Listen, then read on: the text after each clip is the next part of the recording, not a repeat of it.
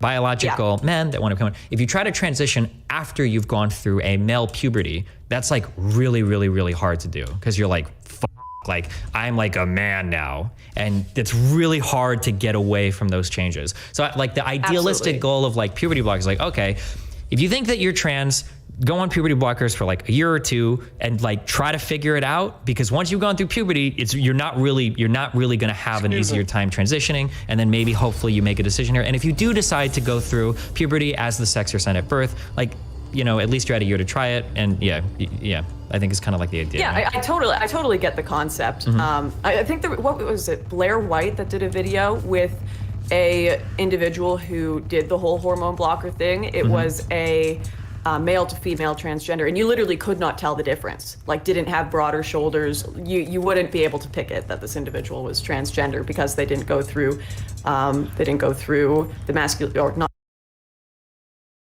What you have to say? Yeah, I mean, I think that this like focus on like combat in space is a little ridiculous. I think that like Vivian saying that is correct, but the other idea is I don't think many people like understand what the Space Force is here. It seems like Glockosaurus and Prime do kind of understand that there's like a lot of cybersecurity aspects. I don't know, Captain Jones, I don't know what you were saying. Sorry, I came in late, but cool. Like cybersecurity is like a huge deal with the Space Force. Spending on NASA is like another part of what they're doing. You know, getting government contracts and military contracts to NASA is something that the Space Force is doing that we could talk about. These are things that are like huge that we can talk everybody about. Agrees with, and like if we you just remove the name, like if you got the description of what the Space Force. We can talk about how this team fight tactics is about to get on the way. I'm already losing. Is there like a new meta, people? Tell me. Come to chat. Represent for your teams, because I have no idea what's going on right now. But let's listen to Prime K. They're talking something about Space Force, and hey, Space Force is dope. I don't know how you can fight that. The idea that we can have ships, I guess planes or, you know, high-tech machinery that's waiting out in space, especially like just satellites alone, that give us our geo location with no problem. Sam. It's not. It's anything that blows up in space is not based off guns. Just if it's a satellite, if it's a space station, anything at all that blows up in space can cause shrapnel in an orbit. And you lose an orbit. Yes, I understand that. But what I'm saying is somebody was like earlier was saying something about like how we need to have the Space Force in order to protect our like astronauts who are exploring the frontier. This is like a ridiculous statement. Like no one's thinking that. That's why like a lot of times like NASA works with other country scientists to do exploration, because exploration helps every single country. It's not like this idea of like, I don't know. It just seems like a lot of ridiculousness that like these are somebody who's watched like Star Wars one too many times. And is really hoping that's like the future we have, and like what the Space Force is not anything of like the sci-fi that we're talking about. Mm-hmm. Agreed. Sure. Thank you for that. I mean, go. I was gonna say I don't know. You know, I'm not an expert. I wouldn't want to say that I was, but even if it's possible, please listen to me, people. To even like I'm the realest a satellite or something like that and make it decay, that they ever wrote, like, something like that, right? Make its orbit decay so that it falls out of orbit. It might not be possible to correct it. I mean, even those types of things, as far as cybersecurity in space for a satellite, could be handled by a Space Force. You know, if you could hack a foreign country, anything satellite, and make it even shift slightly in its orbit, it would slowly, over time, multiple years, slowly fall out of orbit and then burn up in the atmosphere. And that could be a type of thing that people could even do that would be like an espionage over I don't know, years, if you wanted to do something like that. On someone's house. I don't know what I'm doing right now. I just do people that would be quite the shot, but the satellite's the most not deliberately. I mean, sure. It would. Because I think the last Chinese satellite that fell into the ocean, but they're kind of worried about where this one's going to go, right? Yeah, I think it was a rocket booster. It was something that was left over Where do I from want to go? something that shot up. Right. Yeah. But so that kind of debris doesn't always burn up in the atmosphere, or it'll fall to Earth and exploit people's fucking houses eventually. Anything too big will not burn up. That's true. Okay, so let's go to Nathan and then variants. So Identica. Yeah, I just want to clarify my position. I don't know if like Sam was referencing my statement, but pretty much I don't believe that there's going to be like major military conflict in space. I was just, and I don't claim to be an expert on space. Trumbull? My Will come in interest handy? is Or much should I more get in rid of the more 3? earthly topics, I guess. Nobody's a skirmish. You're an expert in everything But- we talk about. Shut up. The Dragon Slayer. What? We'll keep him in because he has I was just saying, like, yeah, I don't know much about 3-star and space. it's a 2-star. But, And both of these are 3-stars. so Yeah, that's what's I up right mean, there. the only thing I was saying was like I am aware that China and Russia have been building up their own space forces, I believe, before the U.S. So pretty much, but I'm fine with the idea of a space force. If we need to protect whatever, I don't think there's gonna be like gunfights in space, but maybe it's probably more like just like protecting satellites from missiles. I'm fine with What's the the Space Force bonus that they existing, got? essentially. 171? Jeez. I don't think The difference I between don't- what it is now Some and what cheese it was right there. before Trump was like, I'm gonna slap a logo on it. frankly, I don't know much about what it is. Again, I'm not an expert on space. I don't know much about what it was during the Trump era. I don't know what Biden the Biden administration shifted directions towards. I would just prefer most funding to go towards actual like space exploration. You know, send it towards NASA, send it towards technological development rather than We'll be alright. essentially. I agree with Sam that there's been a lot of groping in the dark in this conversation.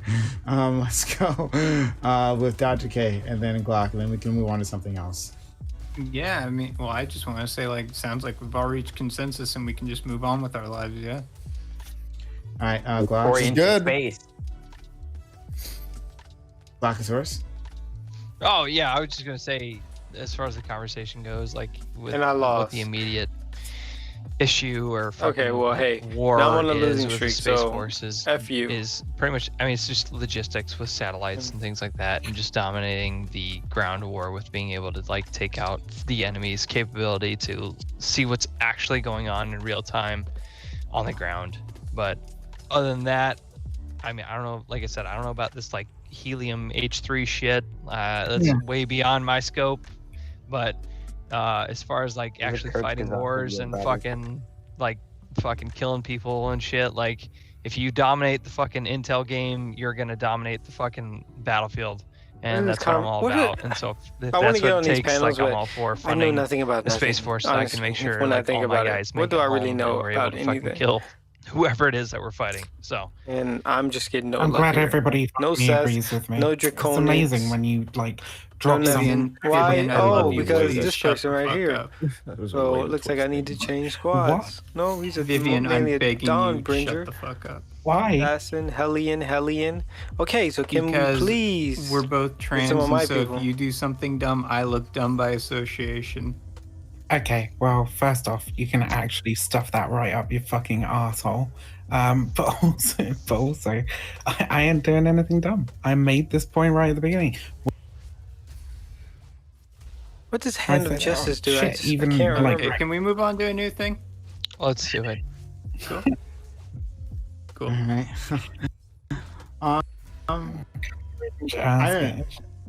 I okay. And I That's have weird. no comp but, ideas, so I'm going in this very blindly. What is happening here? Who did you want to mute? Seismic. Who did you want to mute? I don't know. First wants to mute someone. Sorry. Okay, well, we'll figure that out in a second. All right. Well, thanks for being here. Thanks for Sam and Brento and Cutsley and Psychophile for coming through. You wanted me to mute Cutsley? What? Why? Jeez, what just happened right there? Like, give me everything I needed. So when he comes because of the when he eggs? comes back, he can't say anything even right. if he wants to. No, yeah, I get it. All right. Well, Preemptive move. for 10 minutes, buddy. I don't know why, but okay, sure. For your own good. Yeah, but I think Dr. K touched on a really cool topic actually. Yeah, me too. Should individual members of minority groups temper their behavior so that they don't end up being bad representations of their group? Yes, thank you. You beat me to it, Mixed Vegan Wolf. That's exactly where I wanted to go with this. Yeah, That was fucking. Can I, Dr. can I, K. can I offer a caveat? Okay, Oh, sure. go ahead. Go ahead. That would just be all groups. I mean, minority groups or all groups. Yeah. Would all groups have to apply to this? I don't see why it would change between minority and majority. I disagree. Nobody holds white dudes. Oh, well, that's a good one too. Then we could talk about that. Okay. All right. So I Someone please gently insert I- me into a paper shredder. Thank you. gotcha. So I think Oh, this it is- matters. The more, the less power the group you belong to has. So if you're a small minority with little power, you have to tiptoe really hard. No. And if you have a lot of power, you can just kind of throw your weight around and do fuck. I think it would be called privilege. I mean, Yeah, I think it exactly. all depends on like how much change you want to affect as that minority. If you're not striving for anything and you're literally the butt fuck at the bottom, like you do you, like.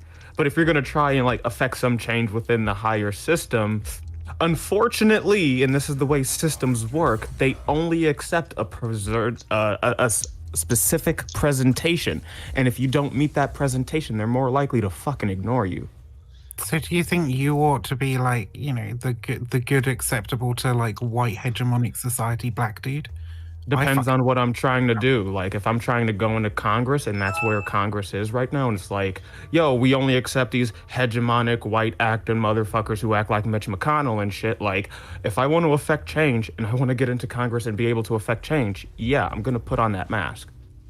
It's gonna fucking suck ass. It's gonna suck major ass. But I'm gonna put on that mask so I can get the most change. I am interested in being get wrecked in being second me, ago. and me being trans being a fucking secondary thing. And if people want to like see me as the representation of the trans community in general, then that fucking ain't on me. It ain't my fault that I'm fucking. Oh, like whether the people, like when I say getting into these systems, like if the people support you being you, that's fine. It's when you get into these systems and then you have to literally sit down and talk to Ted fucking Cruz, Mitch McConnell, and all of these other fucking idiots who don't like you for you. Like, and to get shit passed and shit, you're gonna have to like compromise with them. I don't see like Ilhan Omar, for example, doing that shit, right? Be out and loud and proud about who you are. Be a good representation for the other people who are in your community who see you up there doing fucking crazy good things, talking to all these important people, and not trying to assimilate. Assimilation is fucking cultural genocide. Interesting. Let's go to Nathan and then Glock. Yeah, I mean, expanding on the point Viv made, yeah, I see no reason if you are elected for being who you are, why would you change it the moment you enter Congress? I mean, what we've seen from a lot of Republicans is you can be as dumb as fucking possible and still be in the halls of Congress and have a job. So if you are an educated individual and you have an opinion, perhaps different than the political have an establishment opinion or the that- majority, then What was the be topic willing to that do we it. just switched Now, if over we want to? to talk more about the individual level, I'm sorry. about how are we representatives of, like, specifically like minority individuals? Are minority individuals representatives of their entire group? I wouldn't want to put that weight on one person. And I want to interrupt you. But 20 can I ask you a divided by question? 4. Yeah, sure. Does that Is apply that to 5? majority as well? What's the difference between minority and majority being a representative of any group? Yeah, I mean, even if it's a majority group, I don't see a reason why someone must curtail themselves to represent the group that they're in positively. If they are bad, if it's, huh? Sorry, Yeah, Nathan, finish your point. Yeah. If they do something wrong or do something bad, I think that's more, and maybe this is me trying to just think about it and being aware, but I think that's more of a can get representation of themselves, not so innocent much of their group. real You know, right now. specifically, okay, if we want to look I'm specific know on the my point that was made earlier in this self, discussion from and Dr. it K ain't to where you Viv, at. Please don't. You can be I have another question as well, but go ahead, please, anything. sir. everything. yeah, I mean, I guess, like, I'll use some hypothetical people. If I, an Asian person, said to another Asian person to curtail what they're saying because they represent Asians, I mean, I'm not their dad, you know. Wow. They do whatever they oh my want, God, that was and I so don't think it represents all intellectually Asians. Essentially, I don't really obliterating think there's much. to everything that I've been I don't talking really about think right there's much there to say they represent all Asians or something in that hypothetical. I don't see how one person can represent an entire group. Especially, like, yeah. All right. Of course you can't. And the thing that frustrated, like when I forget who it was who was saying it now. He was talking about the majority groups as well. Like Brento. the majority groups are like hardly ever called upon to temper their behavior in order to maintain the reputation. Just of in the case group, I need right? a Draven. Implicit in the You never know. in the accusation that was like leveled against me is the idea that there is some other group that has the majority that is able to judge this minority group based on the actions of an individual. Let's go to Glock.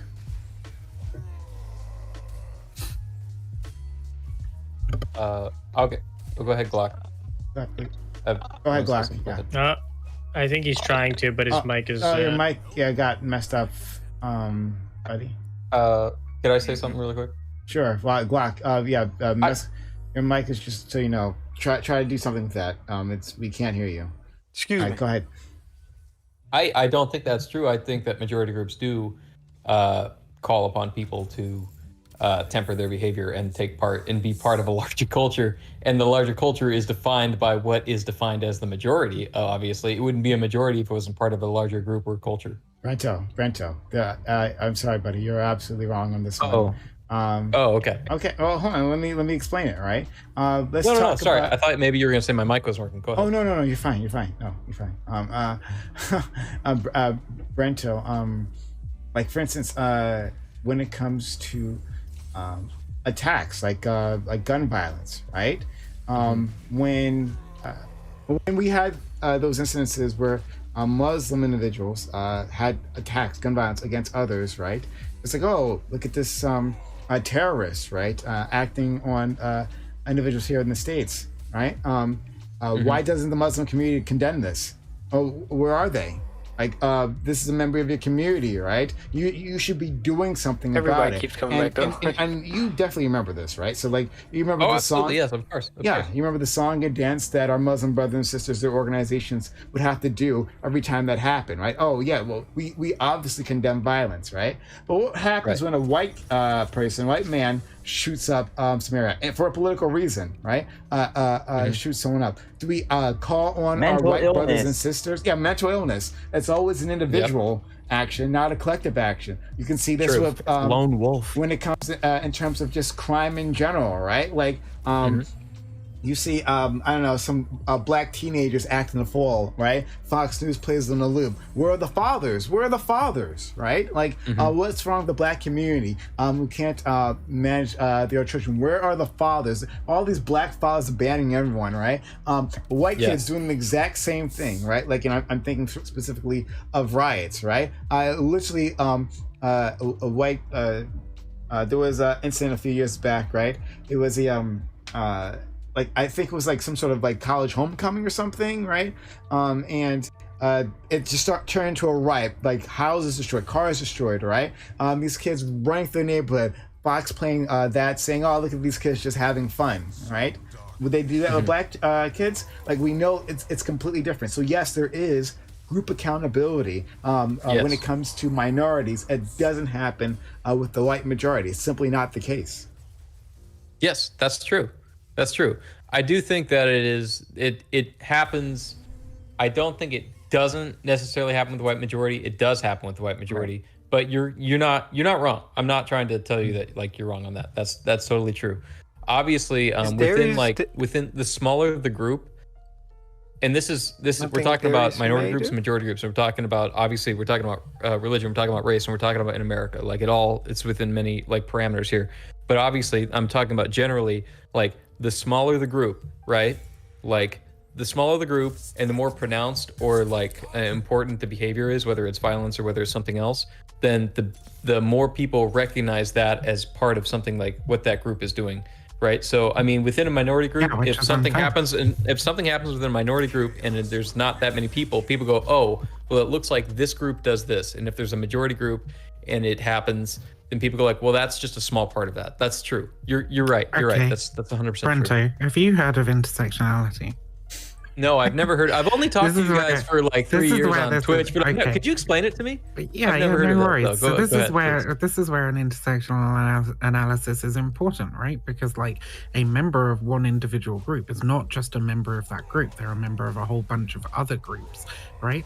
And in addition to being a trans person, I'm also a woman. Is he I'm actually also attacking? Like, what non-binary. is happening? I'm also Why is he a roaring? person who does like Not swinging research nothing. journalism, blah blah blah blah blah. Is that a Like, I group have, or is like- that a thing you do? The research Sorry? journalism. Is research Yeah, journalism a group? Yes, it is. It's a Yes. group of people that you're a part of, right? That I like suppose, yes, people okay. see as a community, that they attribute certain. So you're a part of like a whole bunch of different groups, right? I'm poor. I live in a fucking council house. Like there's a whole bunch of different things that like so the and usually people will focus in on whatever is sort of like politically convenient for them, right? Based on their own political worldview. So like if I say a thing and it's embarrassing or what have you, right? That's not reflecting badly on the trans community because I'm trans, right? It just all it does is reflect badly on me. It's other people's perception of like the different identities and which identity takes precedence, which one is most important in their mind That's as to true. like which group I'm currently representing at that That's particular time. Can I make a rebuttal? Not necessarily a rebuttal, but just a point to say that's true. So I guess the only thing that would I'm not trying to disagree with you because I don't disagree with you. You're right. My only point is to say that if you said something, right, and people said, well, that's just Vivian, right? But then like every other trans person they come met, on, you know, give me there the may not be sword. too I many want the trans sword. people unless, you know, I they're demand the engaging sword. in, Twitch politics. And it's like if every other trans person they met said something, then they would say, oh, it seems maybe trans people say this, but only because every person they had met who is trans had said that. Now I don't even know what you're saying. Like we're speaking generally, correct? Yeah. Yeah. And that's stupid. We need to teach people to not be judging judging is groups it- based on the interactions of individuals that they have personally met. Because guess- we know that data is like if we want to say make generalizations about groups, right? We have to be able to survey that whole group. It's not just the few members of that group that you have met. You right? can't survey. I guess maybe you can survey. No, you can't survey a whole group. I think you'd agree with that. But my point is simply, I don't think you can hold an individual to say that they're stereotyping if they've only met 5 people that would fall within, let's say, a group, and all of the people in that group say this, and it's maybe a unique opinion. Then or they're being a specific fucking opinion. idiot. Yeah, they're being a fucking are they idiot really if they though? attract- Like if Wait, Yeah. wait. Okay, I want to let you finish, but I want to make my point just before I finish. I just want to say, like, if you met someone and they said, I'm this identity or this group, whether it's a religion, anything, we could be, it's very expansive. And they said, I believe this. And you said, well, I don't believe that, but that's unique. And I've never heard that before. And then you met 5 other people and they said, I believe that too. Would you not say people in this group believe this? No, I wouldn't. Can I ask you a question? Because Brenton? wait, because I've been trying to get this out for a while. This Okay, would please. be really this would be a really stupid fucking thing to do, and we really need to teach people in general that they oughtn't be doing this, right? Because if we want to say that there are certain traits which are common among a particular group, we ought not be basing that off of the 5 people that we've met. We ought be basing that off of like much larger scale studies, right? Of as much of the group as possible should be involved in those studies, right? We can't, just because you've met 5 people that share one trait, one identity trait, and they all say the same thing, that doesn't mean that the other like 100,000 or fucking million, or like in the case of trans people, somewhere between 1% and 2% of the world's fucking population think the exact same thing that they do. I mean, that's right. That's true. You're right. And it could even be, maybe it's just the people in your group. Maybe you live next to a community center and all those people know each other and they're saying, and I'm just putting things together. It could be there could be many multiple causes, and that's correct. But it seems like it almost makes it impossible to make any sort of generalization, which I understand. I think might without be your point. large scale studies. Yes. I can understand that, but I don't think you can necessarily function in the world. I don't know if people I think they say 2 points is like a line, but 3 points is a trend, right? Like you can triangulate something with 3 points on a graph. You kind of like bing, bing, bing, bang, and you can kind of see where the center is. If you meet 3 people, there's a rule of 3. I won't appeal to some better conversations about I don't know something, man. I don't even know what like the whole point of this conversation really is. Oh. Who says they're this is likely to believe this. Okay. And I'm being very general, right? It just seems like that's So it's reasonable. Brento, It's reasonable to have Brento. that as a hypothesis, but you want to Sure. look shit up to be able to see whether it's true or not, right? Otherwise, you're just making an assumption based Brento. off of a minuscule data set. Go ahead, Brian. Brento. You could Go ahead. go outside, right? Talk to the nearest. I would never do that. Oh, that's probably a good idea. Actually, ignore that, right? Sorry, go ahead. Sorry. But right, talk to the first 5 African Americans that you'll meet, right? Ask them about their political affiliations, right? Almost all of them will be Democrats. Does that mean Correct. all black people are Democrats? No, that's not true. No. Exactly. So I don't know what we're doing here. But I understand this. I guess I feel like it feels like we're having this discussion from a point of absolutes, and I don't assume. I'm assuming you guys don't believe that I'm actually saying that it's an absolute truth, right? But I am saying that it's like a general. There's like a usefulness to it to make these kind of conclusions, correct? Yeah. And you would never hold someone to these types of things. You would never say, "Oh my God, you can't do that because you're this." But you would at least hold a general concept in your mind.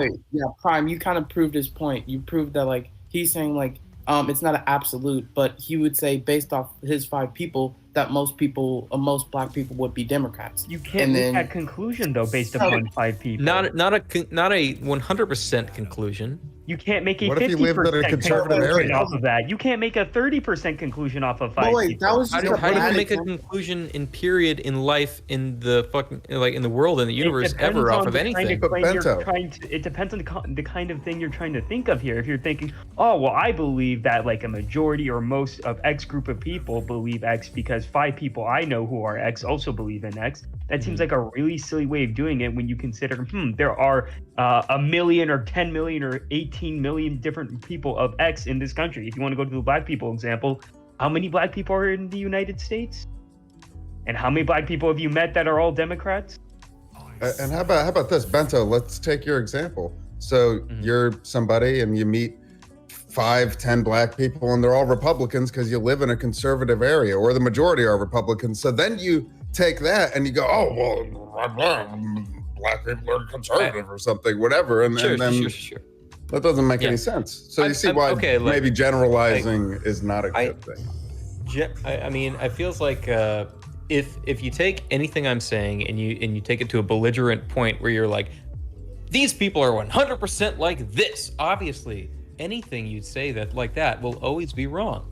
And I feel can't we understand that we're obviously talking within this point of understanding that no one's going to say something like that? I'm obviously not saying something like that, but how would you ever make any kind of generalization about anything at all, or any kind of observation about any group of people in any way whatsoever, and have any kind of inference from your life experience or knowing people in your life in any way whatsoever if you could make these kind of judgments? So I think that people put too much. It depends. So I think that. Okay, one time. All right. So we'll let Cut Steve go. Can we get more cameras on from individuals? That would be helpful. When we have less cameras, is actually not good for the stream. Sorry, Bram, I'm getting a new demon mask soon. That'll be fantastic. Yeah. Maybe we could just move on to another topic, honestly, because I only brought this up because I was pissed at what Dr. K said to me, and it's starting to feel like just a panel-wide dunk on her now, and it's not. When we dunking, we never mentioned Dr. K, and Dr. K is not even listening, so whatever. I was dunking Dr. K the whole time. I have 80 points. Boom, dunk, dude. But okay, so let's hold on. I thought it was actually interesting discussion, but maybe we don't have the best group of people to talk about. I enjoyed it. Particular thing. But Cutsley, finish your point. Then we'll go to Captain A. Jones and Sevatar. Then maybe we'll move on to something else. But I think it's actually I might bring this up for a different setting. But go ahead, Cutsley. Right. So even using your like framework of like, oh, we're not saying like any absolutes, we're just like doing like ballpark estimates. Captain Jones' example still like proves you wrong. Even if you were to ballpark, like a lot of black people are Republicans, or a big majority of black people are Republicans, you would still be wrong. I should have So did it doesn't ranked, have to be and then an I would have got absolute. my And butt to answer your handed to second me. question on how That's do you what make probably would've generalities, happened. you don't. You don't make generalities based on race, eye color, any like preference, any sexual preference. You're not supposed to make any generalities about those groups without data. That's the thing. But If you people see that, do though. Okay. In real life. Okay, it depends on the claim. One in question. second. Hold on, Salvatore. Yeah. Hold on. We'll go to Captain A. Jones, then we'll go to you. Yeah, thank you. So just to respond to, I don't know who was talking. It was somebody without a camera, and I'm one of those people who cannot keep up with the conversation when there's no cameras. I need people's faces. I need to see their lips moving. Anyway, so if you could turn on the cameras, that would be great, y'all. But what I was going to say is people think their experiences are kind of like the be all end all. And so you're like saying, oh, well, I think, that's like that's like discounting people's experiences, man. Like, that's not cool. But I think it is cool, actually. Fuck people's experiences. But like I just said, what if you live in a super conservative area? Your experiences are going to be defined by that super conservative experience. Like, I don't think, and then you're going to, say, oh, but my experience. And, I just don't think that's a good argument for anything. It's just generalizing. It's just, and I think you're trying to move the goalpost just enough to keep your argument in the above water. But like, I don't think it's holding. That's just my opinion, man. All right, Salvatore. Yeah, that was actually a great contribution to it. Overall, there are certain claims where this can be justified. But when it comes to generalizations about populations, you probably shouldn't make any sort of claim like this. This is more of an empirical claim, and as an empirical claim, it requires some form of study in order to actually justify the claim in question here. If you're making a generalization of something mundane, like if I drop something while I'm on planet Earth, generally speaking, it's going to fall to the ground. That's a generalization you can obviously make, or that this every single day the sun rises, quote unquote, depending on where you live, then yeah, that's again another very basic generalization, common sense you can make. But well, I experienced that every 5 black people that I know are all rich and wealthy. Therefore, like all black people in the United States, or like 95% of black people in the United States, are all rich and wealthy. That doesn't pan out whatsoever. That's right. We're all. But if you want to make smart. that true, then you can donate to the channel, and we can make that our new future. All right, one person at a time. So Can I say? Oh, go hold ahead. on. I actually we've kind of like I think we've hit this point. Blackosaurus, though, you want to say something? I do have another topic. The other topic. I still can't hear you. Are you talking? I'm sorry, buddy. Yeah, I can't hear you at all. I think he said go to the other topic anyway. I heard him No, say that was the someone other else. topic. That was someone else. Oh, right. Okay. But okay. My bad. Yeah. Well, I mean, we could, yeah. so and someone has a black square. I don't know, where is this? Cut sleeve. We can't actually see your camera. I don't. The 14-year-old one. All right. One thing. So what's happening now is the CDC is telling us things like, if you are fully vaccinated, right? Then you don't have to wear a mask, at least when you're out and about, generally in public. But of course, businesses can still require these things. However, you have other individuals, like individuals who have decided that even if they have a mask, have been fully vaccinated, they'll still wear a mask because they are in fear of, well, many things. Could be in fear about all kinds of things. But if the science is telling us that it's safe to be out and about without a mask, is it just as bad to say that maybe that's wrong and I'm still in danger? If we have been criticizing people for not following CDC guidelines for not wearing masks, is it fair to criticize them for wearing a mask?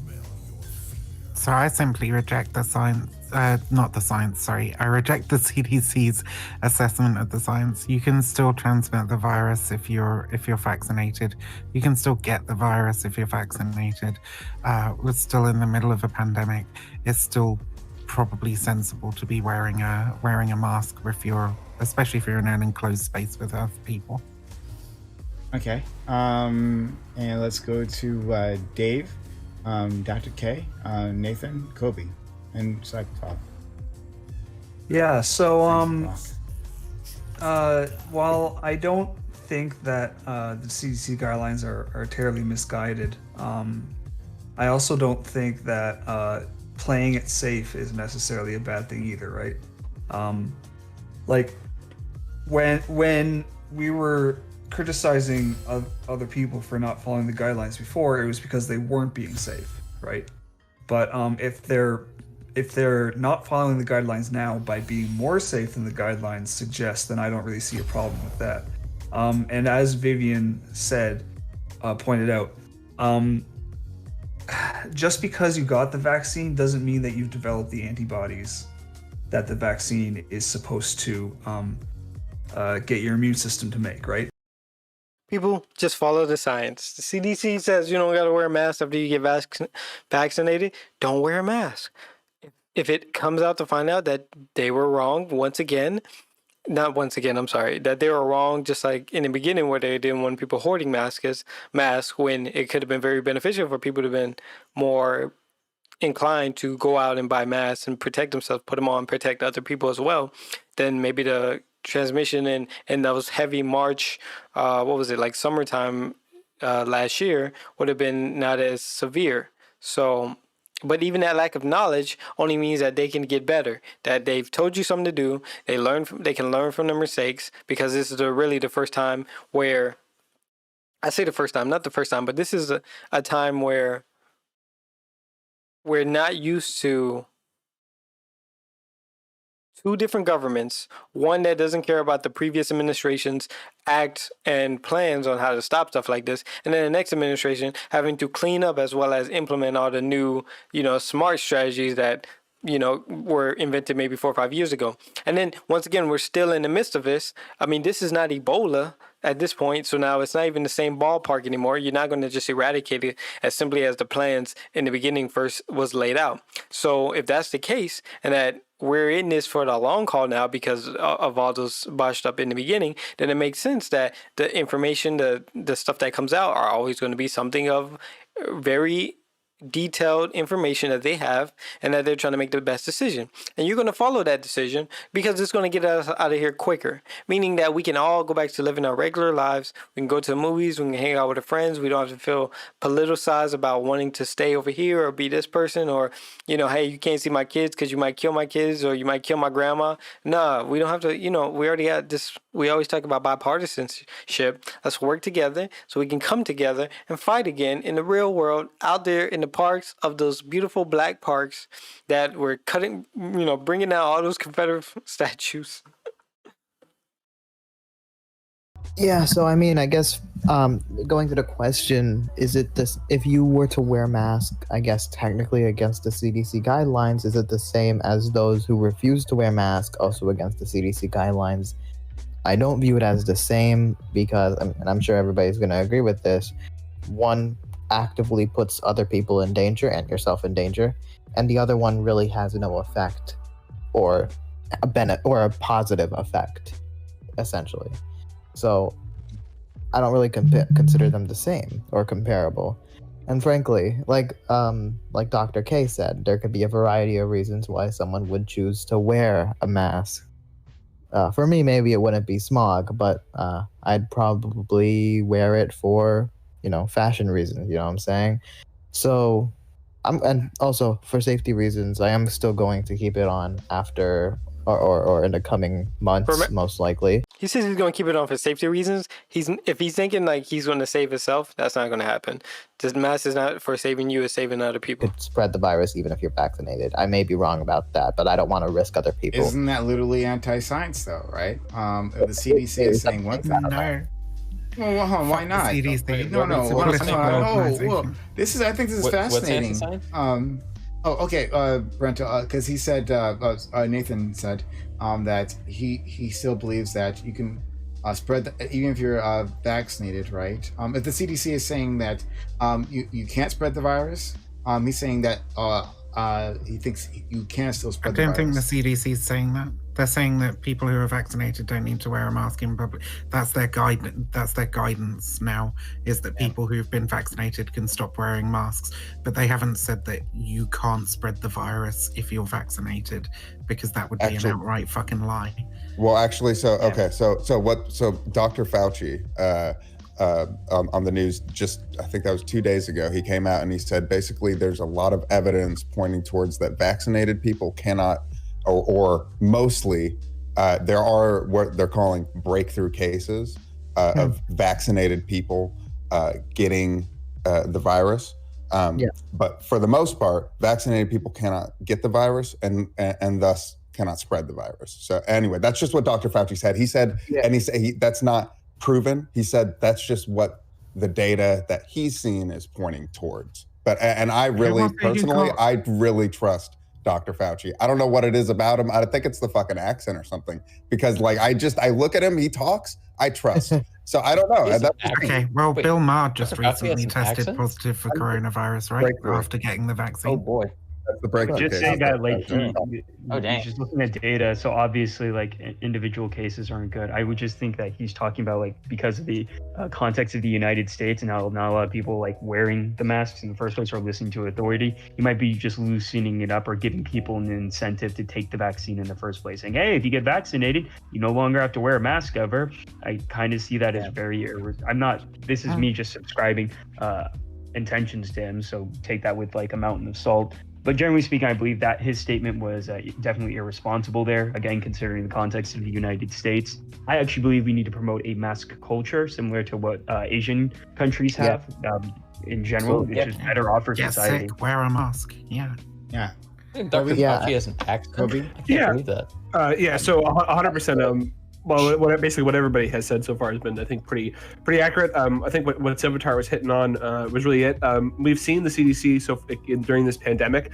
They have public health is a game of cost-benefit analysis. We made this when we're talking about the masks early on in the pandemic, where they said they decided to wait to tell the public to wear masks. We've now found out that the 6-foot rule is a bit of an arbitrary rule. The big issue when it comes to indoor spaces is ventilation. And even if you're in a poorly ventilated place, even if you are 6 feet apart, you're still in danger. This is a new virus. We're going to find new things out. I think it is quite obvious, just for you just using like what is it called?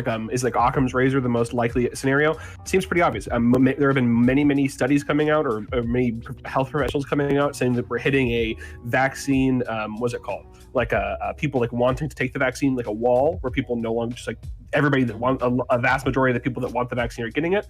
There's a caveat to that with that's not as true for Black and Hispanic communities, where there's actually a much bigger problem of like access to the vaccine, but that's still even in those communities, the rates are going up and up and up. So the fact of the matter is a lot of people just don't want to take the vaccine. But this would be my biggest argument for why I think that the masks are still important. And from what I've read and the experts that I follow, that their argument being that vaccines by themselves are not sufficient, because America is not the only place this virus exists, right? We have big hubs in Brazil, big hubs in India, big hubs in South Africa. And in these places, the virus is evolving. The virus is becoming better at dealing with vaccinated bodies and with non-vaccinated bodies. And when we have people going around that are either A, not vaccinated, or B, got one shot, which a lot of people, I think, I'm really worried about. I think a lot of people are going to go in, a lot of young people are going to go in, get one shot, and then be lazy and not go get the next shot, right? No one forces you to do it. They send you one email and you have to sign up for it. It's not like you're going to get a call back, like it's like a credit card company or something. That what the danger is that we could have these variants spreading between people who are not wearing masks. and becoming more resistant to the vaccines, evolving, becoming more deadly. We see that the variant that just came out of South Africa has a 60% higher transmission rate, even amongst vaccinated people. It's very dangerous. And so I think that one of the big problems that I'm worried is that we're going to try to go back to normal too quickly and end up prolonging this virus. We already saw this already happened with the Trump administration completely failing, the Bolsonaro administration, the Modi administration, Boris Johnson, these various leaders failing in their response, leading to the prolonging of this pandemic. I'm worried that we're kind of starting it again. So I'm not sure if anybody else has noticed this, but I'll end it with this. I kind of feel like I kind of have the same energy as the beginning of the pandemic. We have tons of variants coming out where that are much more deadly. We have the CDC getting mixed messages. We have tons of professionals coming out being like, "Hey, I'm a little worried here," and we have a lot of kind of rushing to open up, get kids back into schools, these kind of things. I'm apprehensive. I'm hopeful, but I'm apprehensive. So Kobe, to be very clear, I actually do agree with you, right? And I think you've stated everything very clearly, very well. However, if we've spent months telling individuals, mostly conservative individuals, right, making fun of them for not following government guidelines as they come out, right? This whole make fun of thing, I mean, they're probably making fun of us right back. So it's not like we're getting any political points for saying this in any conversation. That we've sent from our health. Like they're probably saying, "Oh, these liberals and wearing their masks and they scared they can't go take some hydroxychloroquine and nothing. They think the science gonna save them, man. You know what's gonna save them? Not being hypocritical. Being in Trump land. I think so. So I'll answer your question in two parts. I'll answer the way that I view it, and then I'll answer the way I think conservatives are going to take it. The way that I view it is that no, it's not being hypocritical. Since the beginning of this pandemic, people have criticized the CDC for stuff like the 6-foot rule or stuff like the mask. Okay, I talk about who criticized him. He's talking about the left or the right? Okay, he's going and there. Also and also look at what people outside of these government institutions are saying. I think that kind of goes with what's being presented here, right? The CDC has set a ruling. There's a significant kind of chorus of people in the scientific community that are a dissenting voice, and I think that you can kind of take a combination there, right? What I hope conservatives will listen to is, as you said, hopefully they will listen to the CDC, at least listen to that first part, and at least get vaccinated. If everybody did get vaccinated, then the not wearing masks would be significantly less of a problem. The issue that we're running into is that most, from I think it was something coming out of maybe Harvard, was saying that they do not think that we're going to get herd immunity just because people are not going to go out and get the vaccine. So the first part is I do actually kind of think that what I'm arguing is going with what a lot of people, the same narrative, that we have to listen to the experts, but also kind of look at what other people are saying. But I do agree with you that I think conservatives will read it as hypocrisy, and they'll read it as people. Oh, the left wants to keep the pandemic going. So that's unfortunate. Yeah, that's why I think this is why I'm so worried about it. Let's go to Psycho, Glock, and then Cut. Well, I think Kobe and everyone else sort of laid out what I was going to say basically, which is I think the modeling of the mask wearing is really important, even if in your specific community you guys are doing really well on numbers, but other than that, what was that question you were asking, Prime? You were saying, is it hypocritical to can you clarify what were you saying? So it's become a cult. It's become something more than simply following like regulatory guidelines, right? The CDC and this whole, there's been a culture that's risen out of like whether you mask or you don't mask, right? These things have like a weight behind them that is beyond simply handling a pandemic, right? And so part of that has been saying that people who aren't masking, right, you are a problem, right? Because we've been getting these guidelines from these very trusted individuals. Been getting these guidelines. They're saying that these masks are absolutely necessary. Now, those same individuals are telling us now these masks aren't necessary, assuming you've been vaccinated. And so to go against that, would that not be hypocritical? Would that not be like picking and choosing? No, Yes, it would be picking and choosing. It would. Yes. We're gonna get to you, Brento. I can't wait. I've been waiting. sorry. I just had to jump we in there. will. I'm gonna put you on the list, but go ahead, Psycho. Well, no. I mean, why is it hypocritical to once the CDC says it's safe to not mask if you're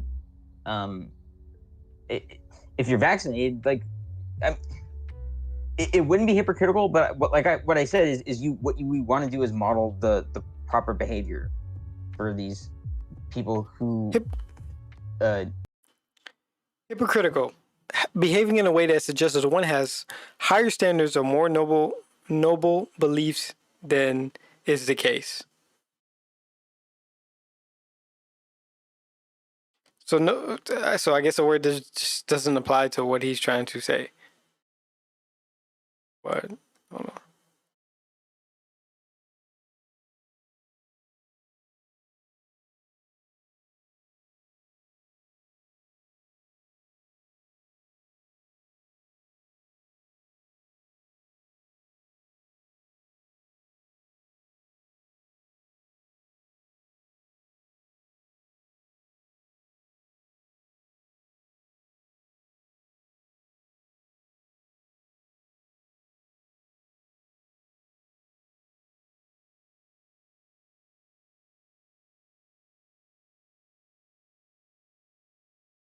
Saying that you have a particular moral belief but behaving in a way that shows these are not sincere.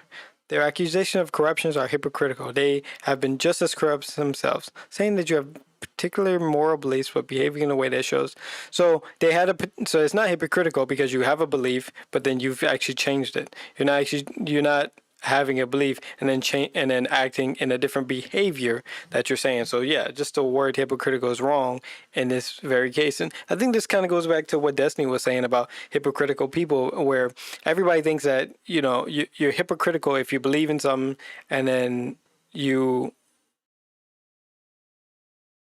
well, no, I guess that's right. But the idea is that they change their beliefs. So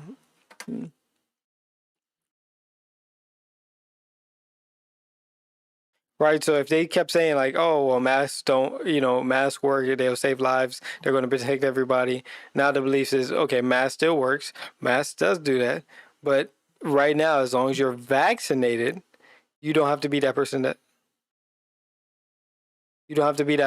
has to wear the mask anymore. I feel like that's a sentence, but let's go look it up. Brento. So I have a couple of troubles. One, the idea that this started with Trump is partly the case and partly not the case. Although I did think Trump did a lot of falsehoods when it comes to the coronavirus, it was actually the conservatives who started saying wear the mask. It was actually, I think it was Crowder who went against the CDC when they didn't tell people to wear the mask. He specifically said it was okay to wear the mask as long as you didn't touch your face. It was actually Fauci who said, don't wear the mask. We found out later that they were saying don't wear the mask because our public health officials needed it. But the idea that this started with the conservatives, the conservatives were the ones who were saying wear the mask in the first place. Second, I feel like the CDC, if the CDC says fully vaccinated people not wear.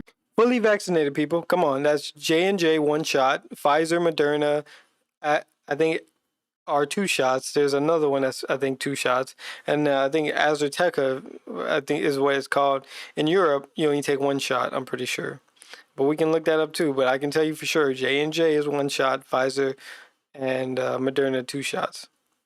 Fully vaccinated people no longer need to wear a face mask or stay 6 feet away from others in most settings. In most settings, it says so. Already, we got a problem there. Whether outdoors or indoors, the Center for Disease Control and Prevention said in updated public health guidance released Thursday, there are a handful of instances where people will still need to wear masks in a healthcare setting or at a business that requires them. Wow, okay. even if they've had their final vaccine dose 2 or more weeks ago, CDC Director Dr. Rochelle Walensky told reporters at a press briefing. Fully vaccinated people will still need to wear masks on airplanes, buses, trains, and other. Okay, so they're not just saying don't wear masks. You're fully vaccinated, and you can be fully vaccinated and wait your downtime period of making sure that everything is going in line, and you're fine. And you're not fine. The CDC still says you might not be able to just go around maskless. Anyone who's fully vaccinated can participate in indoor and outdoor activities, large or small, without wearing a mask or physical distancing, Walensky said. If you're fully vaccinated, you can start doing the things that you had stopped doing because of the pandemic. We have all longed for this moment when we can get back to some sense of normalcy. Walensky said unvaccinated people should still continue to wear masks, adding they remain at risk of mild or severe illness, death, and risk of spreading the disease to others. People with compromised immune systems should speak with their doctor before giving up the mask, she said. She added there is always a chance the CDC could change its guidance again if the COVID pandemic worsens or additional variants emerge. This is an exciting and powerful moment. It could only happen because of the work of so many who make sure we have the rapid administration of 3 safe and effective vaccines, she said. The announcement from the CDC comes just ahead of the Memorial Day and 4th of July parade season. President Joe Biden says he hopes to see enough Americans vaccinated by Independence Day to safely hold outdoor gatherings. Last week, Biden announced his administration's latest goals in the fight against the coronavirus, getting 70% of U.S. adults to receive at least 1 dose of a COVID-19 vaccine and having 160 million adults fully vaccinated by July 4th. As of Wednesday, more than 151 million Americans aged 18 and older, or 58.7% of the U.S. adult population, have received at least 1 dose of a COVID vaccine. According to data compiled by the CDC, roughly 116 million American adults, or 45.1% of the U.S. adult population, are fully vaccinated according to the agency. I am a part of that group. I feel proud of myself. Amen to me. Pat on the back, Mr. Cali. Biden is directing thousands. Okay, Biden. On Tuesday, the White House announced a new partnership with Uber and Lyft. Okay, I think I kind of heard something about that. The new CDC guidance Thursday mask marks a turning point in the pandemic. Okay, U.S. health officials stressed that the COVID vaccines are highly effective. Okay, Dr. Paul, the director of vaccines, and yet another incentive to get vaccinated. Yeah, they know. Okay, so there you go, people, and we'll even go to the actual website too.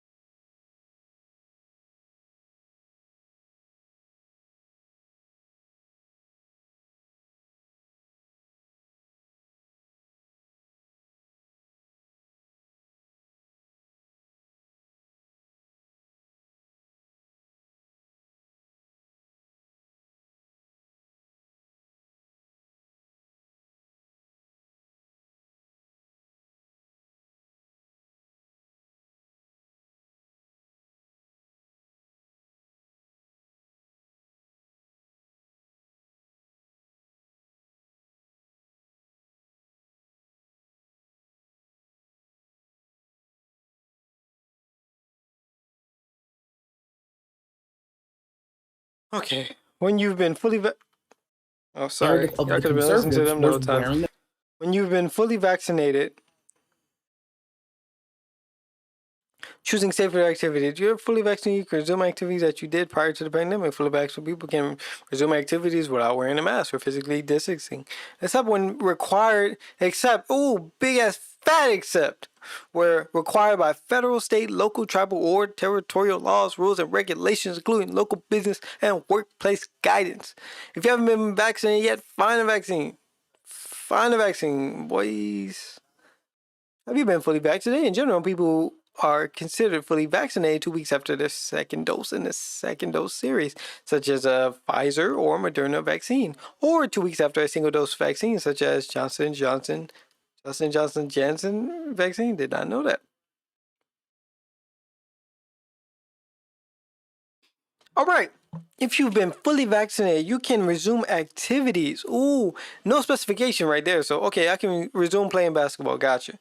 That you did prior to the pandemic. You can resume activities without wearing a mask. So I can play basketball without wearing a mask. Ooh, nice. Or staying 6 feet apart, except where required by federal, state, local, tribal, or territorial laws, rules, and regulations, including local businesses and workplace guidance.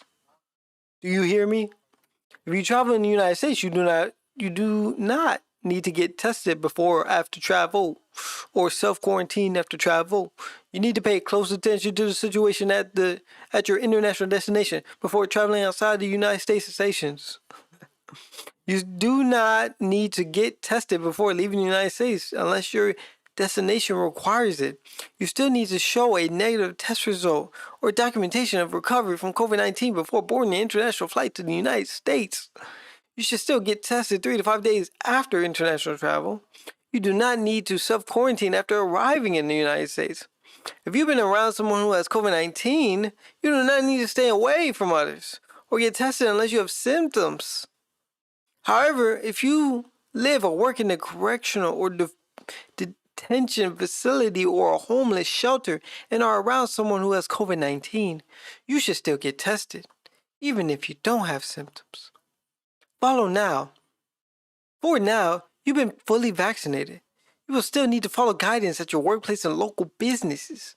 If you travel, you should still take steps to protect yourself and others. You will still be required to wear a mask on planes, buses, trains, and other forms of public transportation traveling into, within, or out of the United States and U.S. transportation hubs such as airports and stations. Fully vaccinated international travelers arriving in the United States are still required to get tested within 3 days of their flight or show documentation of recovery from COVID-19 in the past 3 months. And still get tested 3 to 5 days after their trip. You still should watch out for symptoms of COVID-19, especially if you've been around someone who is sick. If you have symptoms of COVID-19, you should get tested and stay home and away from others.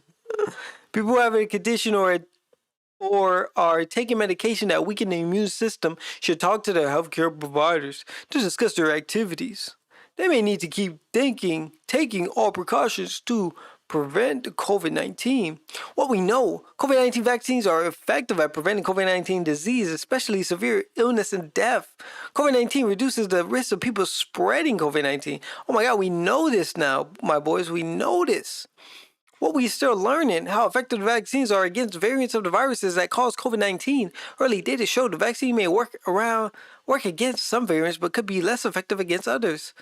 How well the vaccine protect people with weakened immune systems, including people who can take immunosuppressive medication, how long COVID-19 vaccines can protect people. As we know more, CDC will continue to update our recommendations for both vaccinated and unvaccinated peoples. Bam. So there's no point in this document where they're stating that the masks don't work. No, that's not what they put in this mask. I don't know. This is a lie coming in from conservatives. They don't know that you don't need to wear your mask outdoors when you are fully vaccinated is a word, hun. Memeing, son. Trust them. Like, Hey. come on. Like, yo, why we gotta do this, bro? Oh, they're saying put the mask. They're saying let's stop wearing masks now. Oh my gosh, you're not with the science, bro. you don't love science, man. Oh, I don't love science. I didn't know science was the same thing for the rest of its existence on this earth. If we find a bird and the bird eats seeds, that's just a scientific universal code now. No one should ever do anything different. You can't think different. You can't look the other way. You can't do any other test. We figured it out. They like seeds. That's it. Move on. Nah, man, that's not how it works. The math works. But you know what? We're not even talking about if the mask works. That's the science. We're not even talking about that. They're just saying you don't gotta wear it. Hey, we had some guidelines where you need to wear your mask. Oh, you mean I can save my brothers and sisters? You mean I'm not gonna be an extra what? Like 50% chance of people dying? I'm not gonna add 50% of just coming outside my house and talking to my fellow neighbor. I'm not gonna add an extra 50% on their odds of dying today. That's what you're telling me? Dang, all I gotta do is vaccinate? What? You said all I gotta go get is this needle in my shoulder? What? That's it? That's it? Dang. You said it's gonna protect me too?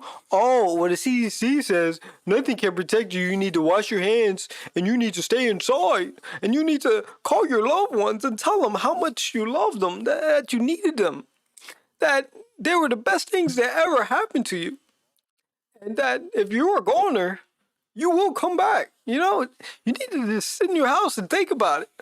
That's what you wanted to do. That's just gonna make everything make most sense, right? That's what y'all trying to tell me right now. Like, man, I'm about to say they were wearing everything. Don't even go in there with that. How ridiculous is that? So I mean, I'm not saying that's like. And honestly, they weren't even really hoarding masks with the CDC or any whatever organization it was that said, "Hey, we need to cut back on the mask." Was a preliminary precaution to hopefully not lose an influx of masks that could be going to the direct healthcare workers that are literally in the line of fire of catching COVID-19 if they do not have these PPEs. Conservatives who are saying to wear masks. So when you bring up the point that the conservatives and Trump especially started the anti-mask wearing culture, I'm not saying that. I'm not saying the data doesn't change. I have a question, Cutsleeve. Were you agreeing the data doesn't change, people? The CDC are anti-mask. This is what we learned today. I'm saying on October 2020, Fauci said, a quote, "There's no reason to be walking around with a mask." So if you want to go back in time and do the rewind machine, it was actually the conservatives who were saying, wear the mask as long as you don't touch your face, as long as you do the hand sanitizer. I have a question, Cutsleeve. Will you then at least agree that conservatives, specifically Trump, then decided for whatever the reasons to propagate after we knew that masks were important, anti-mask kind of stuff? Will you agree with that? I would say, if you're specifically saying on, are you saying conservatives or Trump?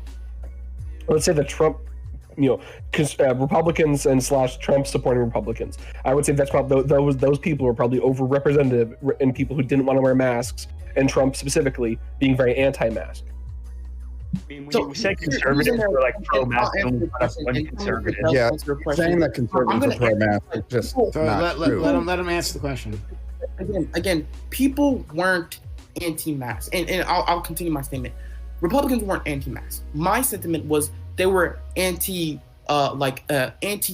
mask, right? No, they were anti-mask. I'm sorry. Okay, but answer Kopi's question here. Like, okay. Again, they were fine with people recommending the mask. My sentiment from not the crazy conservatives on like TikTok or whatever, the standard general Republican was good with wearing masks. You can even see multiple videos of Trump wearing a mask. They were bad with the law, or they were bad with the mandatory mask mandates. They were bad with the government overstepping their bounds and saying you have to put this piece of cloth on your face, right, for like government safety. They were mad with when that happened, right? So I just really disagree. Like we have tons of examples of people. I mean, people wearing those masks that would be like completely see-through. We have examples of Trump advocating for kids to go back to school and saying they don't need to wear masks. And do you have tons of examples, or do you have memes? Do you have memes, Kobe? Yes. Yeah, Okay. memes, Well, come so, on. hold There's on. not tons So, of examples.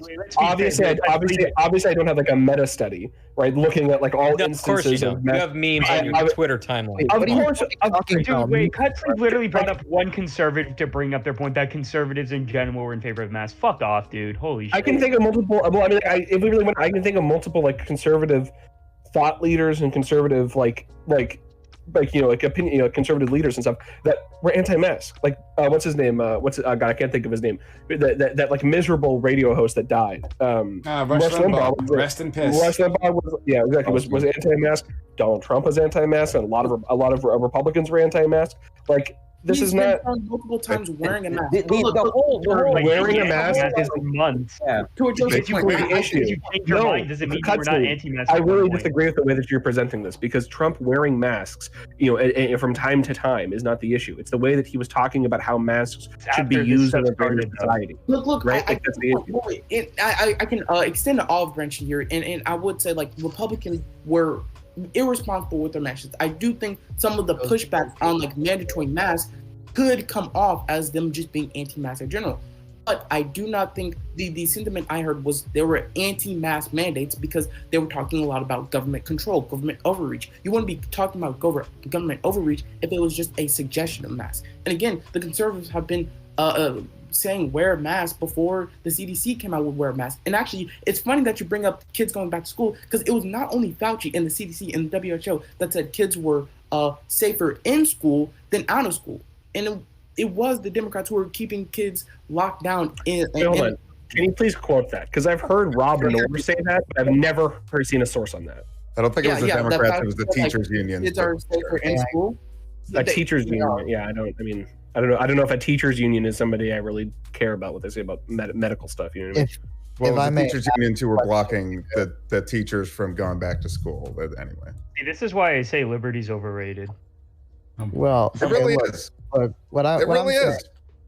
I first of all, I want to address the whole Republican thing. I mean, one of the presidential candidates was having huge fucking rallies. The other one wasn't. One presidential candidate's rallies led to 30,000 coronavirus cases. Mm-hmm. It's pretty fucking clear to anybody that the conservative message from the leaders to the individuals was not, oh, I'm just anti-mask mandate because I'm pro-liberty. It was, COVID is a fucking hoax, and I don't believe it, and we're going to show it in our actions, and their actions speak louder than words. But even if they want to go by words, they already spoke enough words to prove they didn't give a fuck. But their actions proved that they didn't give a fuck either.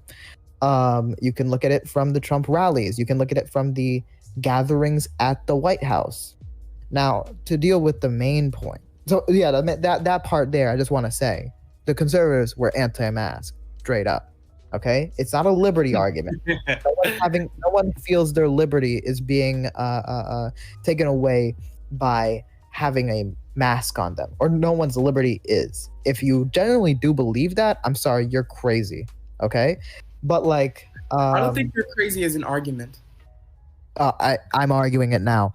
But besides that, okay, when we talk about if the CDC, I don't believe you are the same as an anti-masker if you choose to wear mask, or if you are a local government and choose to continue having a mask mandate, or if you are a business and choose to continue a mask mandate.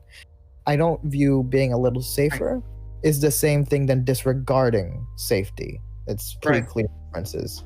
Right. But, so on Kobe's point, I can quote Fauci when he says, "It's less likely for a child to get infected in the school setting than if they were just in the community." I can see. I can send you that link. That's okay. Thank you for sourcing that. But hold on. Wait. How old is that quote from the beginning of or of the pandemic or from recently? Read that. Wait. The quote answers itself though. Read it back. Yeah. Read it back. So you're less likely to get COVID while you're in school as a child than if you were just at home. What that's saying is that it's more dangerous at home because COVID is that horrible of a disease. It spreads so much that it's more dangerous at home than it is at school. That's all that was saying. And that's not, how is that like a pone on Fauci? Like, I don't understand how you can take a quote like that and then trying to pone. You're strawmanning me. You're strawmanning me. It wasn't a strawmanning you at all, my man. Again, it's not a pwn on Fauci. Kobe said it was the conservatives pushing the narrative that kids need to get in school. I said, right. And it was not. And also, Fauci, who said kids are safer at school than it was at home. It's not a dunk on Fauci. Kobe brought up the point that conservatives wanted kids at school. And I'm saying that is a safer alternative than having them at home. Okay. Fauci was okay. Look, there. So again, that whole issue with the teachers was not. I don't think that was a Democrat Republican issue. If you really follow that issue, that was a teachers union. He just got issue. owned. They did. If y'all didn't just watch that, he just got owned. He wasn't listening to the conversation, and this is him trying to like speak his way out of it. Like, oh, let's just forget about. I just said some stupid shit right there. I don't know. I don't know. I think you're creating this narrative that doesn't exist.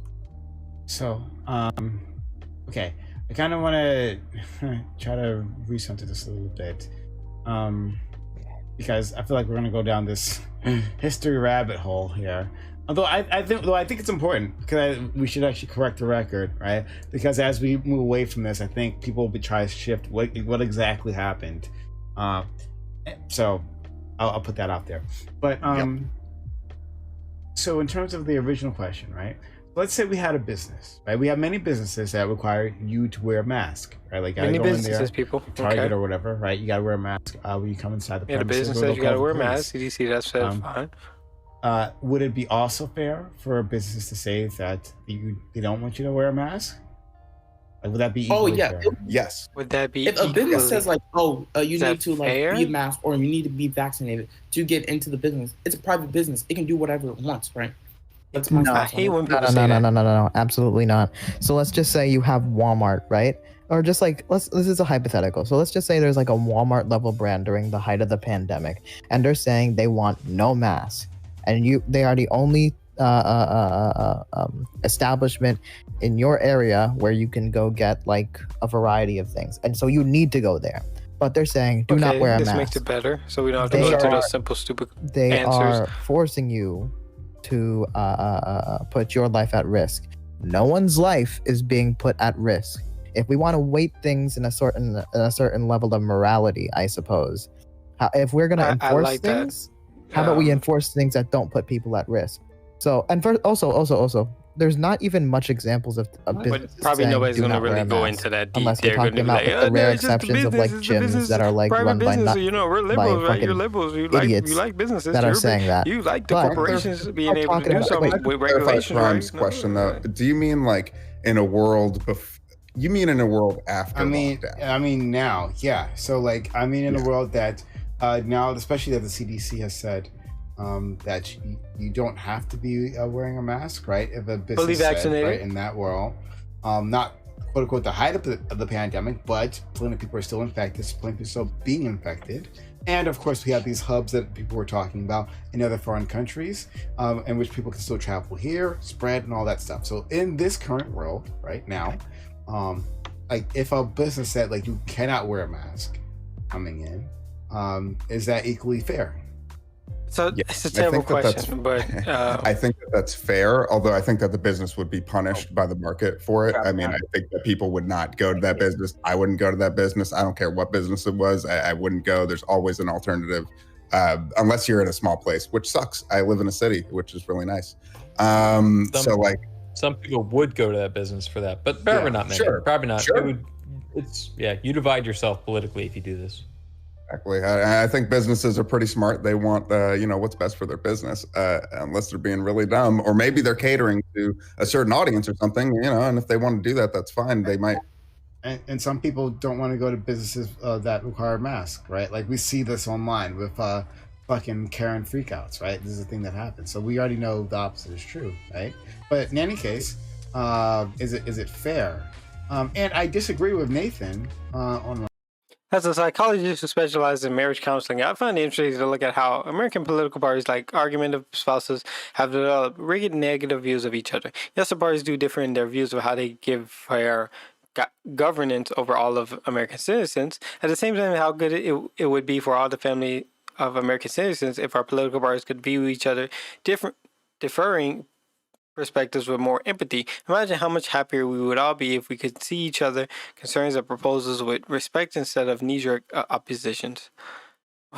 True Democrats see fair as the government taking good care of its citizens, like parents would of the children in their family, e.g., as Barack Obama would take care of his two daughters. Republicans regard government more as parents of adult children, the way patriarchs and monarchs of a large family would treat their adult offsprings. That is, they each treat the American as if American is a family in a different stage of a family's developmental life cycle. When Democrats talk about more taxes for the rich, they define fair in our economy as closing the income differences, much like good parents would want to ensure that they are treating their child financially equally. The role of government in this view is to redistribute wealth, to reduce what goes to the rich via taxation and give to those in need via social welfare programs. This view is similar to the way most parents take care of their young children, being sure that each child receives what they need of love, money, time, and attention. Republicans, by contrast, start from a conception of fair based on personal responsibility, that we each reap what we sow and that we each are adults who can make decisions for ourselves. Like a parent of adult children, government in this view expects offspring citizens to be mainly self-sufficient. It expects them to be able to make their own decisions on how to earn and how to spend their money. Assumes that they want to exercise their independence with minimal interference from their parents. At the same time, Republicans' compassionate conservatism posits that all of us, and especially those who reap more, have a personal responsibility to react with generosity and compassion to those in need. It assumes that personal contributions to charities plus government together must ensure that no one should be left without the basic necessary for physical survival. If adult children were to run into emotional or distress, parents, charities, governments for sure need to be there with a helping hand. If both candidates express concerns that the needy receives help, how is help given differently? Democrats see help as being funneled primarily through government. Republicans see help for the neediest as coming somewhat from government via social programs, but primarily from government creating economic conditions for full family Americans to thrive. In addition, the Republicans' perspective expects citizens and families to be charitable to each other as a first line of help for folks in distress.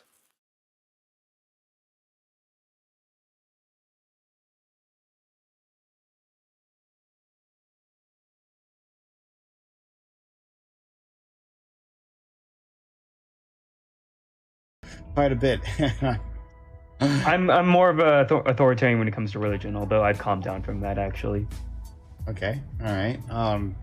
The authoritarianism, that's hilarious. Yeah, I know. All right. Now we go full totalitarian, dude. I want boots on the ground, tanks, everything, dude. I want everything. Nice. So,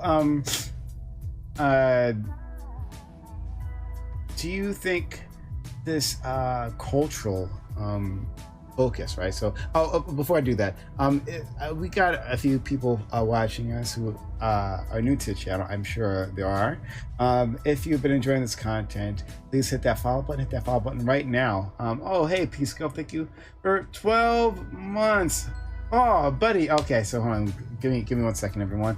My good friend Pisco95, a legal beagle, soon to become an eagle, very soon to become an eagle, just submitted his last law assignment for his law school. Fantastic. He's gonna ace that. He's gonna graduate. I don't know if honors, but like he'll graduate, and soon he's going to be a lawyer. He's gonna pass the bar. It's happening. So we gotta congratulate our good friend Pisco for working so hard. He's been crushing it lately, you know. And soon enough, our good friend will finally achieve his dream of being a lawyer. So congratulations, Pisco. And when you actually do pass the bar, there will be a big celebration. Holy crap. Here on this channel, we're gonna have to celebrate Pisco and all his greatness. But thank you, buddy. Okay. And anyone who's new, sorry, hit that follow button if you haven't done so before. We give you a lot of content, 6 days a week we give this content. So we want you to come back. We want you to be a part of this. And thank you. And thank you, Axe Zeno, for being so kind as to resub. Thank you, everyone, for being generous today. So, what was I going to say? Something about the culture, but I'm not sure in relation to what. Okay. Do you think we can actually reverse this the situation that we find ourselves in terms of whether you follow health guide officials, health official guidelines, right, or not, has become a cultural thing.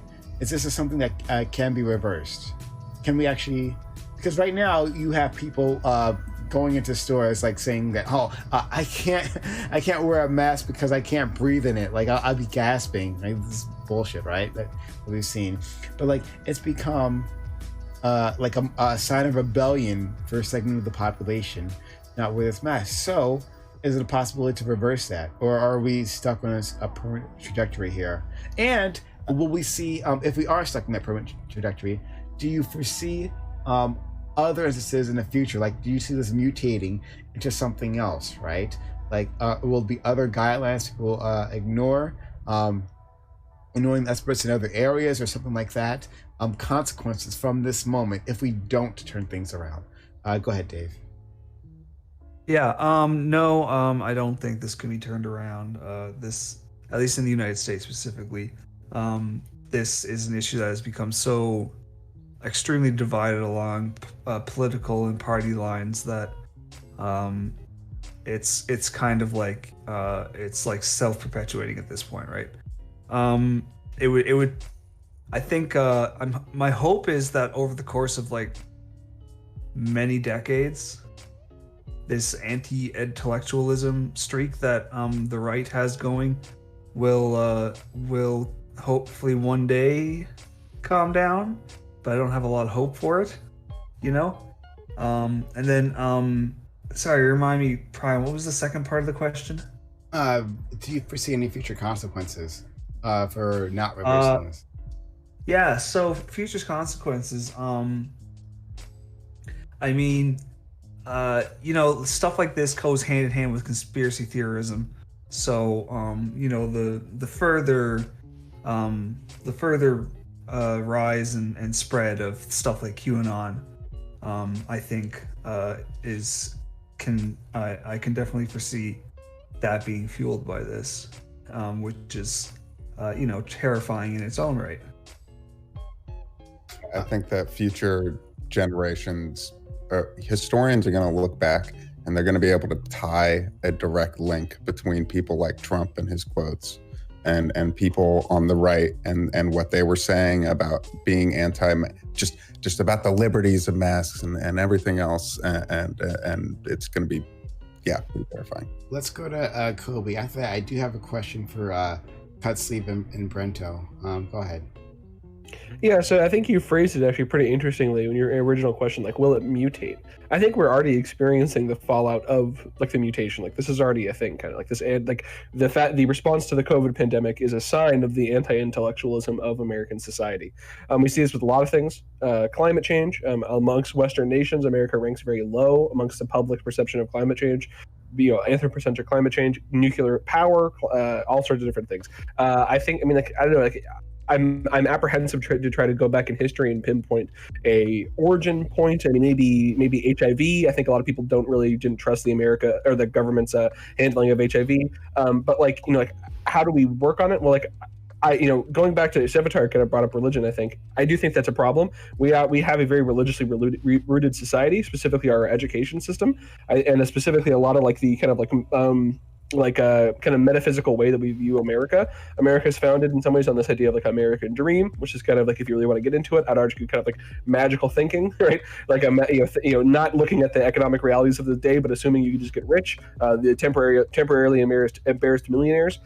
We also have a lot of like a politicization of elitism in this country. We were actually talking about this earlier on the Prime Royale. I was like arguing with Maddie about this in the chat. Like, a lot of people don't like elitism. Which I understand, right? The Western elite kind of thing is like this. You know, there's this idea that they're disconnected, but there is a usefulness. There's a usefulness of elites. There's a usefulness of expertise, right? And we kind of saw this in the COVID-19 pandemic, where the people making decisions a lot of the times were not the elites. So yeah, I mean, I think that you hit on it. This mutation is a lot deeper in the American psyche than just Donald Trump. But Donald Trump is obviously like a massive flare up. Yes, so join my bootlicking side. We have candy and cookies over here. I'm sorry. I was just gonna just to kind of respond to Kobe. I think that I mean I agree with you on the point that like there is a lot of skepticism like about nuclear power, et cetera. What you were saying. I think that like I actually think that historians are going to be able, because me personally, I think that COVID is going to be around forever. We're never going to get rid of it. It's going to be like the flu, but much worse. And we're going to suffer with this forever, y'all. And the reason is because people around the world are skeptical enough not to wear masks or get vaccinated. And that's the consequence. To answer the second part of that question, that's the consequence, is we're going to be stuck with this forever. And I really, truly believe that we could have gotten a handle on this virus had Trump, specifically Trump, told us the truth when he learned it in January, as Bob Woodward came out with his absolutely fantastic reporting. I mean, it is a damn shame because like it's just like I really believe we could have gotten a handle on it if he would have I think just him advocating for mask wearing, if he would have worn masks in public more, if he would have advocated for, like I said, I can just read these quotes. I still have them on this screen right here. About him not being anti-mask. And I think the historians are going to draw a direct line from these quotes to the pandemic getting worse and hundreds of thousands of people dying. And that's what I think the consequences are, to answer your question. So I want to definitely pose this question. The same question first to Cutsleep and Brento and get their opinions on that. And then I have something else slightly different for them too. So Cutsleep, my question, can we turn this around, this current, or do you even agree, Cutsleep? Do you even agree this is a cultural? Actually, Prime. Yeah. Sorry, but I gotta head out. Okay. Kobe can take my place as the authoritarian bootlicker on this panel. It'd be great. Anyway, thanks for having me on. Sub to Prime, sub to Prime, sub to Prime, sub to Prime. Everybody, have a great night. Savitar, I always enjoy having you around. I always should come around more, buddy. I got finals right now, but I'll be coming on a lot more. All right, thank you, buddy. Have a good one. Yeah, do you even agree that this is a cultural manifestation? This not wearing mask, yeah, do you agree on that? I think it's a part of everything. I think it's part cultural. I think it's part political. I think it's part, based off everyone's research, everyone's data, and I think it's based off, liberty versus personal preference. It's based off a lot of things. You can't pinpoint one thing and just say, if that thing changed, then everyone would be wearing masks. Or if that data come out, everyone would be wearing masks. If everyone was Democrat, everyone would be wearing masks. It's definitely a conglomeration of a lot of things. But I will say, people bring up skepticism, and I think there's a healthy amount of there's a healthy amount or a healthy way to do skepticism, and I think the end of skepticism is the start of the authoritarianism. I yield. Okay. Damn, nice. Nathan, do you have to speak every time this kid says a thing? Every time he opens his mouth, you have to respond. He's wrong. That's why, Prime. I was gonna say, man, that what he just said, his ending statement, man, that was based as fuck, dude. The end of skepticism is the beginning of authoritarianism. It's beautiful. It's beautiful. Yeah, that's a tweet right there. Yeah, I love it. No, man, that's a quote. That's a quote. That's what that is. He's not wrong. Yeah. So Nathan, tell us why you think everything that Cutsleep ever does is wrong. Go ahead. I'll say that the 30,000 people that got cases at Trump rallies, that's not so much healthy skepticism. Get it? Health. But okay. So I will address the main point though. Is this reversible essentially? This sort of bullshittery. to say it lightly. No, not necessarily. I think in the long run, you will see, as others mentioned, historians looking back at this period of time, and they'll say, "Why the fuck aren't people wearing masks?" Not even just historians. I think you'll just see regular people talking about this period of time. It's just like, what were our ancestors doing? It'll literally be, and these are very different points in history, but when we look back at atrocities almost, and we're like, why were people just sitting around? Where the youth of the future are gonna look at this like, why are people pretending like they can't breathe because of the mask, or pretending like their liberty is being stolen?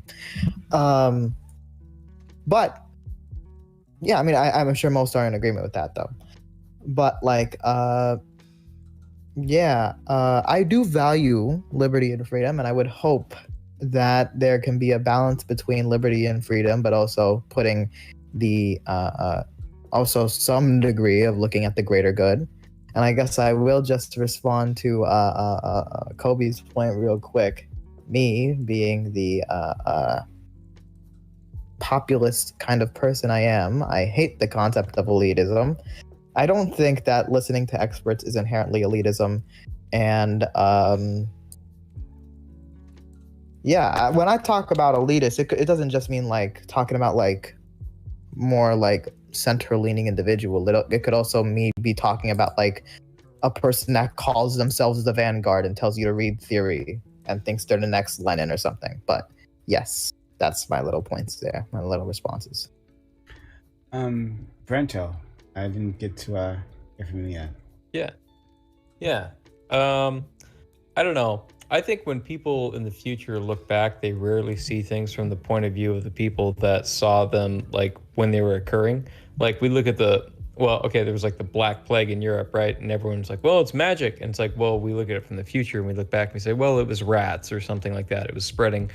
I think anyone in I don't know. I was going to put a timeline. Say 50 or 20, 50, 100 years, they'll look back and they'll have a totally different viewpoint on the way things were occurring now. And they certainly, I don't believe they'll see it from the viewpoint that we see it from. They'll have some different kind of concept of the way that things went and what we should have done, idiots that we are, to prevent it. I think that's legitimately how it will go. I can't say what that will be. Your question, could you phrase your question again? It's a good question, but I can't quite remember what it was. What was my question exactly? Well, you can't remember it, neither can I don't feel bad. So no, it's well, one, do you think that this is a cultural artifact? It's become cultural that you either you wear a mask or you don't wear a mask, or you get vaccinated or you don't get vaccinated. That you follow these experts, right? And we'll be going back to that in a second. But did you follow these experts or that you don't? Do you think it's cultural, and do you think it's something that actually can be reversed? Sure. So I don't mean to be facetious. I'm being 100% honest. What is not cultural and divisive these days? And what I mean by that is I think that the fact that this issue, which is like a core issue, which is a matter of life and death, is divided down political lines, means that we as a country and as like a people and a culture are divided down something more deeper. More deeper sounds stupid, but if something is important and we are divided on it, it's only because below that there is something else that is more important that we are divided on. So the fact that we would be divided on life and death down the concept of a pandemic means that there's something even deeper than that we are disagreeing on. It comes down to a large degree to a matter of like identity, and that comes down to the concepts of race, religion, sex, sexual orientation, all the different factors you might say that we're divided on. As Vivian said earlier, you call it intersectionality, which is maybe a word for the conglomeration. So my point in my answer to your question is that we are divided on something more fundamental. And that's why even when it comes down to wearing a mask in the middle of a pandemic, we are making it into a political issue. And so I don't think that we are going to resolve this issue until we recognize something until we solve a deeper issue. Okay. Sorry. No. I'm sorry that's not maybe a perfect answer. Maybe I don't have the answer. I think That's spot based. on. Yeah. I actually think it's a pretty true answer. And what I would argue is I think there's actually a lot of things. Perhaps it's not just two camps. Perhaps it's like multiple camps. That America is divided on, or a lot of our society is divided on. But going back to what I was saying earlier, I would really argue that a big one is like how much respect we put into expertise. A lot of people in this country just don't put any respect to expertise. A lot of people put like all of their trust in the experts and stuff. And I think that I can see that it's not always the way to go, but I think that a lot of places could use a little bit more respect for expertise. I would say with the COVID pandemic in particular, it was, I think, lack of respect for expertise is a part of it. But I think, is it really? I don't know if it's as deep as it seems. I think there was a side that was politically pushing against masks. I think if the Trump campaign, if Donald Trump himself literally said on the early days of the pandemic, wear a mask, it's a big, beautiful mask, I'm gonna put it on my face. And he sold it, MAGA mask, right in the first month in March 2020. I think it wouldn't be that divisive because Republicans follow the leader, and Democrats, if they're told to wear a mask, they would probably just wear a mask anyway. So I don't even know if it's deep. I think, frankly, we're all victims to a period a period of history dominated by a demagogue. I would agree that but I would argue that the reason that it didn't happen is because this rift exists. You know what I mean? Like the reason we live in this reality, not that reality, is because there is this rift. And going back to what I was saying earlier, we see this rift in a lot of other things. We see this rift when it comes to medical consensus around transgender people. We see this rift when it comes to scientific consensus around climate change. Some people like to trust these institutions and like to trust these methodologies, and some people seemingly don't. So, to push back on Nathan's point, I don't think if Trump were to, come out with a MAGA mask, which I'm pretty sure someone did. I don't think if he were to come out with his own MAGA mask that, certainly conservatives would be okay with the government enforcing a mask mandate or the governmental or the violation of human rights that is a mask mandate. I don't think conservatives would be okay with that overreach. Wait, I'm sorry, I misheard there. I didn't hear because I kind of spoke over you there. But you say it's like a violation of human rights or something to wear a mask mandate? I said it was government overreach. Well, okay, I know we're gonna go back on this. Is the same anti-mask arguments everybody's been having for months, but how in the world is wearing a cloth thing over your face government overreach? Again, you're